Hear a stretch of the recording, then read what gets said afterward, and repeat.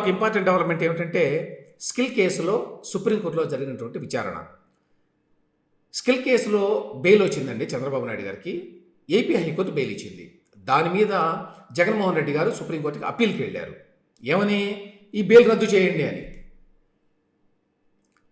అది విచారణ జరుగుతోంది.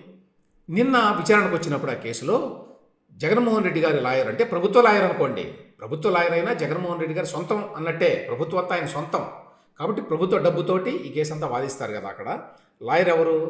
ముకుల్ రోహత్గి గారు. ఆయన కోర్టులో ఒక ఆరోపణ చేశారు. అదేమిటంటే చంద్రబాబు నాయుడు గారి కుటుంబ సభ్యులట. కుటుంబ సభ్యులు అక్కడ అంతకుముందు 164 స్టేట్మెంట్లు ఇచ్చినటువంటి అధికారులను ఈ కేసులో బెదిరిస్తున్నారు. ఎన్నికల్లో మేము గెలుస్తాం, గెలిచిన తర్వాత మేము వచ్చి మీ సంగతి చూస్తామని చెప్పి అంటున్నారు.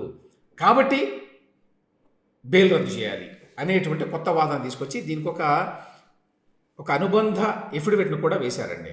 ఫస్ట్ ఆ మాట రైట్ చేయగానే జడ్జి గారు, జస్టిస్ బేలా త్రివేది గారండి, ఆవిడ ఏమడిగారంటే, మీరు సడన్గా ఈ విషయాలు, కొత్త విషయాలు తీసుకొచ్చి మాట్లాడితే ఎట్లా, ఆన్ రికార్డు ఉండాలి కదా, ఏమీ లేదు, మీరు ఏదో మాట్లాడితే ఎట్లా అంటే, లేదు మేము ఏదో సప్లిమెంట్ వేసాము ఎఫిడవిట్ అంటే, అప్పుడు ఆవిడేమన్నారంటే, చంద్రబాబు నాయుడు గారి లాయర్లు హరీష్ సాల్వే గారు, సిద్ధార్థ లూథ్రా గారు, వారిని మరి మీరు దీనికి ఏమైనా కౌంటర్ వేస్తారా అంటే, అవును మేము కౌంటర్ వేస్తామని చెప్పారు వాళ్ళు.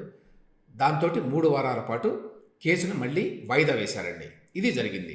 అయితే ఇందులో విషయం ఏంటంటే, చంద్రబాబు నాయుడు గారి కుటుంబ సభ్యులు బెదిరించడం ఏంటి? తర్వాత 164 స్టేట్మెంట్లో ఎవరు అసలు 164 స్టేట్మెంట్స్ ఇచ్చిన వాళ్ళ సంగతి చూస్తాం అని ఎవరన్నారు? అసలు వాళ్ళ ఉద్దేశం ఏంటంటే, లోకేష్ ఈ మధ్య మాట్లాడుతున్నాడు కాబట్టి, ఆయన బహిరంగ సభల్లో రెడ్ బుక్ అనే మాట మాట్లాడుతున్నాడు కాబట్టి, ఆయన జనరల్గా అధికారుల గురించి మాట్లాడాడు. ఏ అధికారులైతే ఎవరైతే చట్టవితరంగా ప్రవర్తిస్తున్నారో వాళ్ళ మీద మేము ఊరుకోం, వాళ్ళని మేము అధికారంలోకి వచ్చిన తర్వాత అన్నాడు. అందులో స్కిల్ కేసు అనేది ఎక్కడుంది అసలు? స్కిల్ కేసులో 164 స్టేట్మెంట్స్ ఇచ్చిన వాళ్ళ మీద మేము చర్యలు తీసుకుంటాం, వాళ్ళ సంగతి చూస్తామని ఎక్కడన్నారు? ఆ మాట అనలేదు. అది నిలబడదు అనుకోండి కోర్టులో, బట్ నడుస్తూ ఉంటుంది ఎట్లా. ఇంకొక పాయింట్ ఏమిటంటే, అసలు 164 స్టేట్మెంట్లో ఆ రోజున చంద్రబాబు నాయుడు గారు ఇరికిస్తూ ఎవరెవరు ఇచ్చారు తెలియదు, బయట పెట్టరు. అసలు ఎవరిచ్చారో ఏమిచ్చారో తెలియదండి ఇంతవరకు.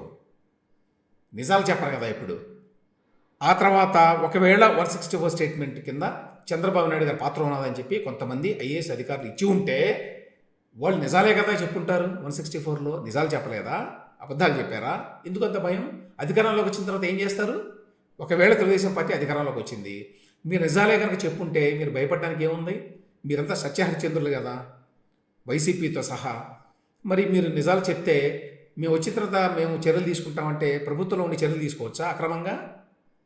జగన్మోహన్ రెడ్డి గారికి తెలియాలి కదా, ప్రభుత్వంలో ఉండి మరి వాస్తవాలు చెప్పినా కూడా వాళ్ళ మీద చర్యలు తీసుకోవడానికి అవకాశం ఉంటుందా అనే విషయం కూడా చెప్పాలి కదా.